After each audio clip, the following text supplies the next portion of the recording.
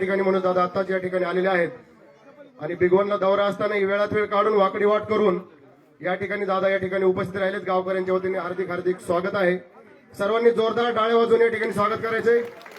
मनोज दादा तुम आगे बढ़ो, मनोज दादा तुम आगे बढ़ो। या ठिकाणी यथोचित सत्कार दादांच्या या ठिकाणी होत आहे।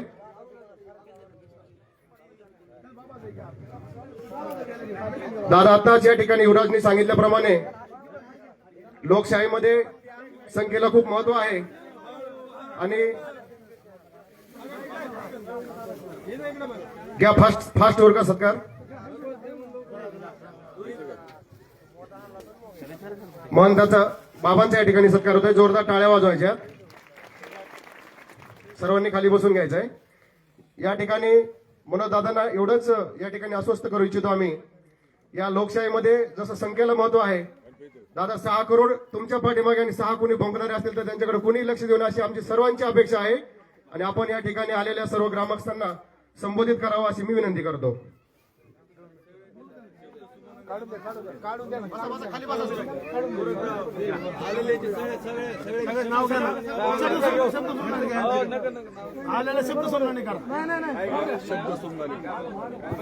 आलेल्या सर्व प्रतिष्ठितांचं या ठिकाणी स्वागत आहे। शब्दसुमनांनी सर्व पाहुणे मंडळी, राजकीय नेते मंडळी या सर्वांचं या ठिकाणी स्वागत आहे। धनंजय भैया देशमुख यांचं या ठिकाणी स्वागत आहे।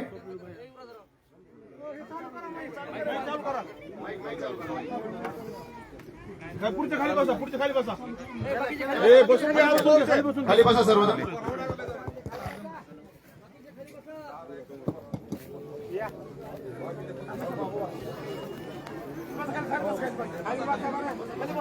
सगळ्यांना रामकृष्ण हरी।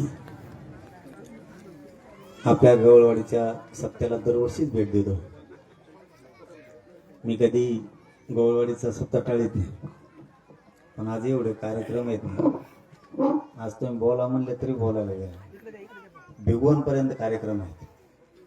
बाबाजी पण अचानक आजारी पडल्यामुळे आम्हाला त्या शिवकमल हॉस्पिटलला जाऊन आपण बाबाजीचं आता आम्ही विचारपूस केली, दर्शन घेतलंय।